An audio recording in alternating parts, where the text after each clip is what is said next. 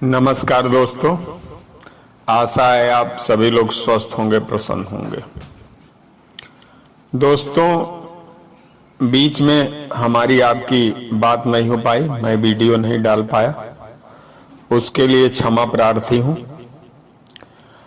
आज वीडियो बना रहा हूं क्योंकि एक चैनल है जिसका नाम है जागो पंच, और जागो पंच के एक सज्जन आते हैं और उनका एक ही काम है कि जो सनातन धर्म है उसके बारे में और उनकी देवी देवताओं के बारे में उल्टा सीधा बोलना।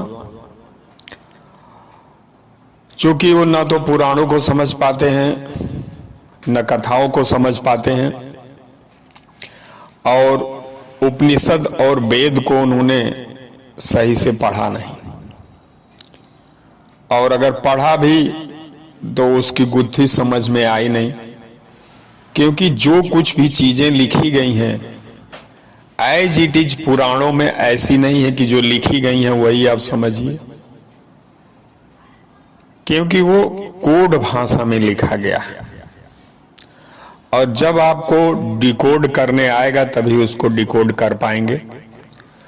और गुप्त इसलिए रखा गया कि जिसके लिए जरूरी हो वास्तव में वही उसको डिकोड कर पाए, और जिसके ऊपर ईश्वर की कृपा हो वो डिकोड कर पाए।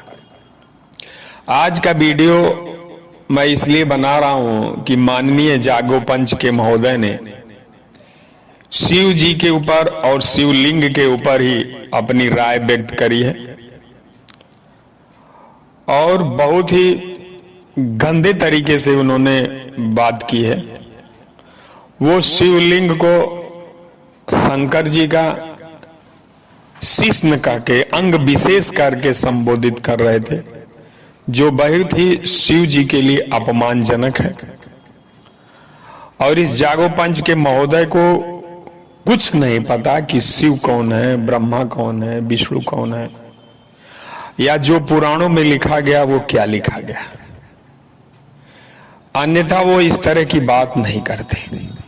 शिव और शंकर को उन्होंने एक कर दिया है।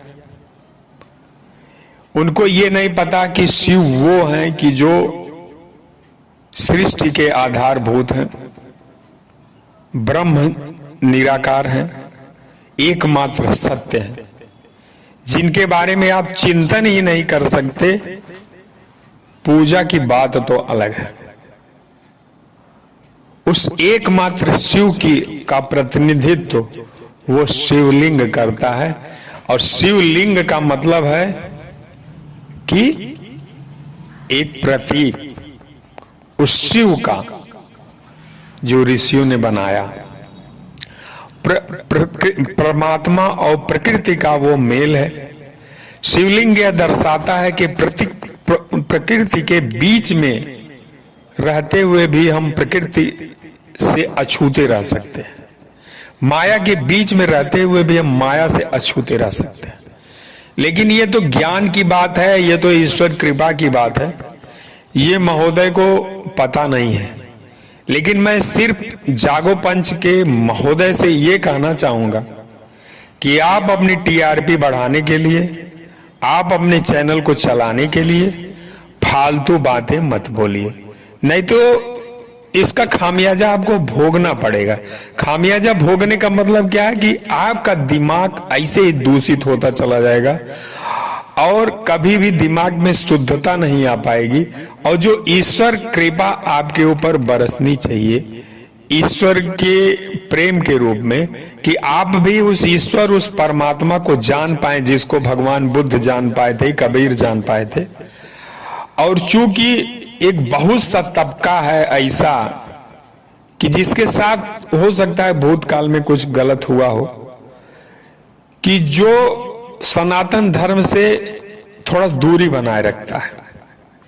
और दूरी क्यों बनाता है कि उसको भी सनातन धर्म के बारे में, वेदों के बारे में, उपनिषदों के बारे में सही चीजें पता नहीं है।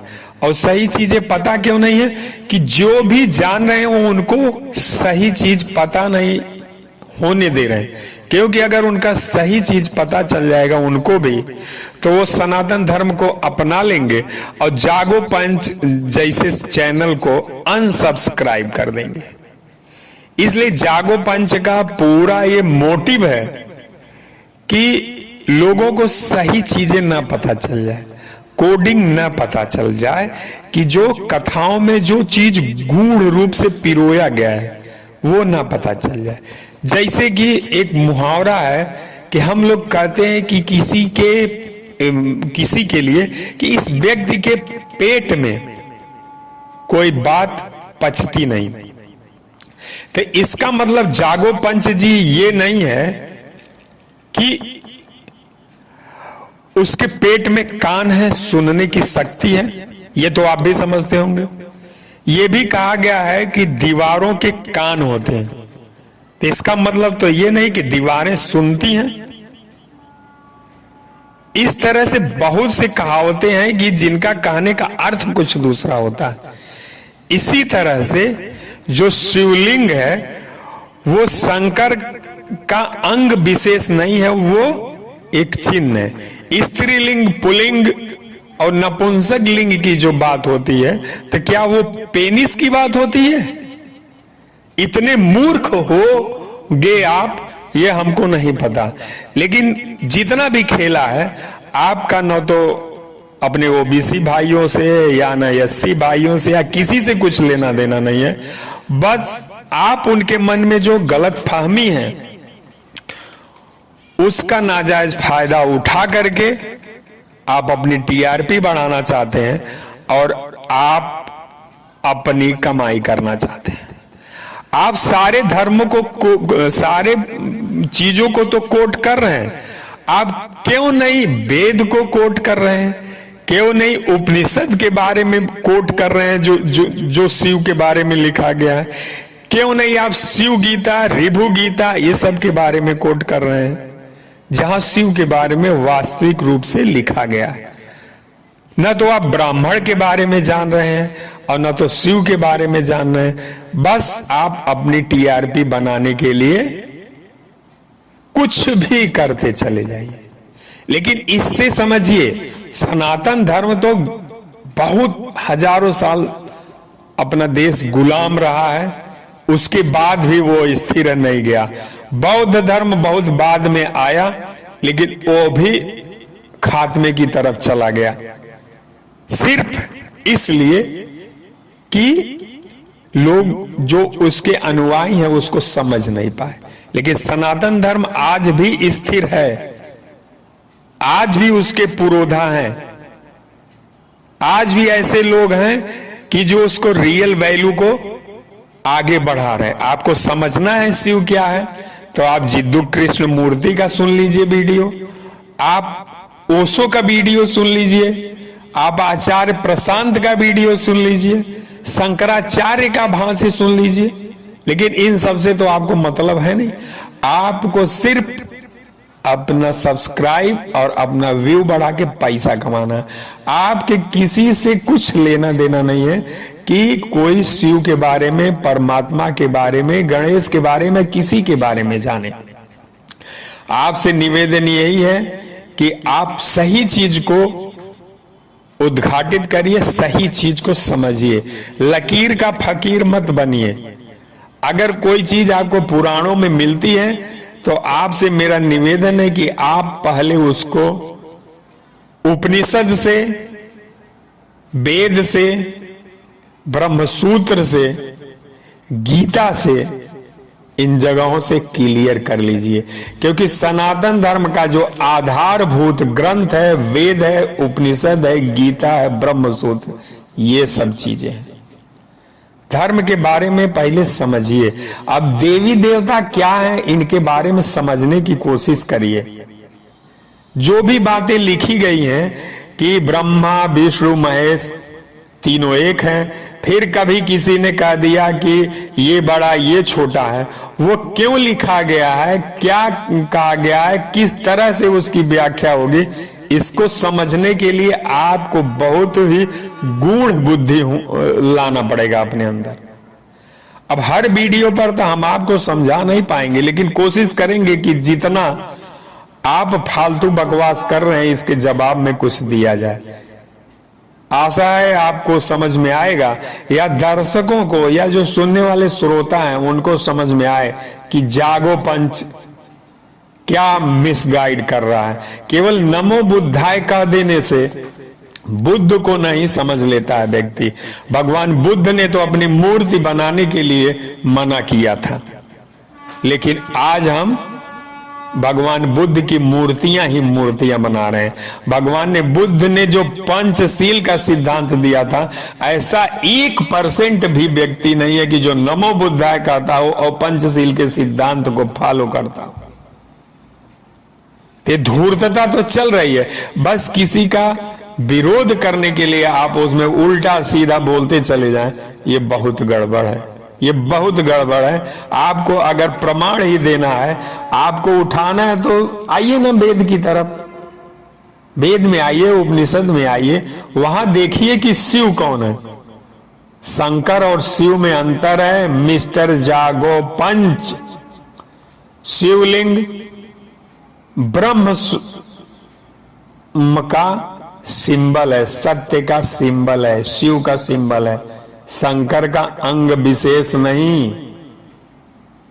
इसको समझिए, नहीं तो कभी आप बहुत गहरे संकट में पड़ जाएंगे, क्योंकि आपकी बुद्धि इतने नीचे तक गिर जाएगी कि फिर आप सही चीज जान नहीं पाएंगे। कौवा की तरह से हमेशा आप गंदगी ही खोदते रहेंगे, सही चीज तो आप देख ही नहीं पाएंगे। क्योंकि जो गलत करता है उसको तत्काल फल मिलता है कि उसकी बुद्धि ही दूषित हो जाती है। क्योंकि दूषित होने के बाद भी, क्योंकि आप बार बार अपने वीडियो में कह रहे हैं कि ये जो गलत दिख रहा है ये हमारे का काम का है, मतलब जो सही चीजें हैं वो आपके काम की नहीं है। आप खोज खोज के वो चीजें निकाल रहे हैं कि जहां आपको लगता है कि यहां हम कुछ बोल सकते हैं। सही चीजों के बारे में आप कुछ भी नहीं बोलना चाहते हैं, तो ये आपकी दूषित मानसिकता का परिचायक है। और पहले आप उपनिषद ये सब का अध्ययन कर लीजिए, उसके बाद जो है आप जो है इसका व्याख्या करिए तो ज्यादा बढ़िया है। और आप जिस वीडियो की हम बात कर रहे हैं, शिव के बारे में आप बात कर रहे थे, तो उसके हिसाब से आप किसी पुस्तक की बात करते हैं जिस पर कभी बैन हुआ था। पुस्तक के लेखक को भी अगर शिव के बारे में पता रहता तो शिवलिंग को शंकर का विशेष अंग नहीं कहता। और भगवान करें, हो सकता है कोई सूरमा आए, हम तो आपको बात से ही बता रहे हैं, हो सकता है कोई सूरमा आए आपके कोटेशन को पकड़ करके और आपको ही समझाए कि देखो इसका मतलब ये है।